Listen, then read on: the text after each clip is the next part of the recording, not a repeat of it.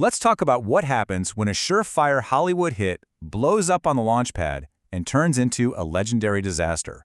We're going to dive into the story of Elizabeth Berkley. It's a wild ride of epic failure, an unexpected redemption, and a career comeback that, honestly, nobody saw coming.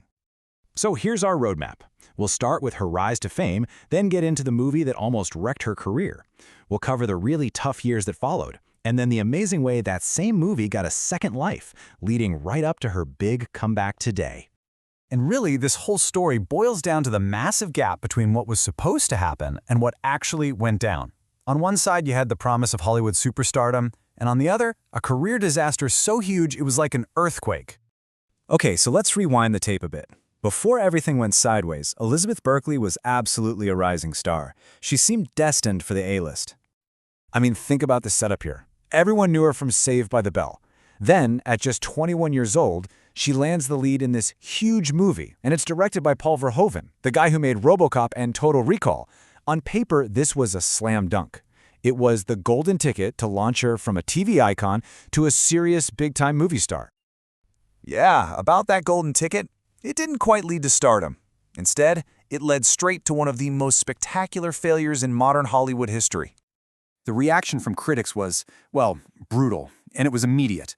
They basically declared the film dead on arrival, and a ton of that negativity was aimed right at Berkley's performance. So, when we say the movie bombed, what does that actually mean? Well, it's the classic definition of a box office bomb. This is Hollywood talk for a movie that costs a fortune to make and promote, but then just completely fails to make that money back in theaters.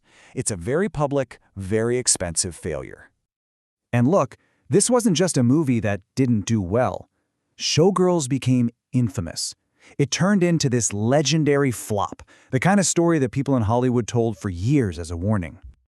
This is where the story gets really tough, because that professional flop quickly spiraled into a deeply personal crisis for Berkley. The fallout was just devastating. And this number, this just says it all. 2. For 2 whole years after Showgirls came out, the phone just stopped ringing. No calls, no auditions, nothing. An actress who was right on the edge of stardom was suddenly facing total silence from the industry. And you can really hear the hurt in her own words. Looking back, she talked about how vicious the whole thing was, saying the way she was publicly torn apart just wouldn't happen today. It's a good reminder that there was a real person at the center of this media firestorm.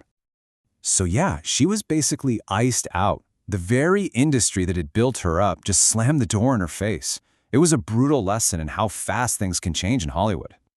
But then, after all that, something really weird and kind of wonderful started to happen. Slowly, over years and even decades, the tide started to turn. Just look at this journey over time. Back in 1995, it's a total disaster. But then, decades later, something shifts. People started seeing the film in a new light, not as a serious drama that failed, but as this brilliant, hilarious, over-the-top satire. The campiness they hated became the very thing they loved. And now, as the 30th anniversary approaches, Berkley herself is ready to celebrate it.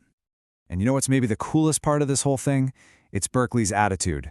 Instead of running from the movie that almost ended her career, she's embraced its weird cult following with open arms, like she's reuniting with an old friend. And that all brings us to the final chapter, the comeback. See, Berkley didn't just make peace with her past. She's using it to build a brand new future. And her career is really taking off again. She's landed some fantastic TV roles, she's starring in new movies like the dark comedy Shell, and, get this, she's been cast in All's Fair, a new drama from super producer Ryan Murphy. That's a huge deal. So what's the big takeaway here? I think it's a really powerful lesson in resilience. It just goes to show you that a massive failure doesn't have to be the end of the story. Sometimes, if you wait long enough, that career-ending flop can become the very thing that launches your comeback. And that's what I want to leave you with. Berkley's story proves that time can totally change how we see things. It makes you wonder, right? What other movies or books or albums that we all wrote off as flops are just sitting out there, waiting for us to realize they were misunderstood classics all along?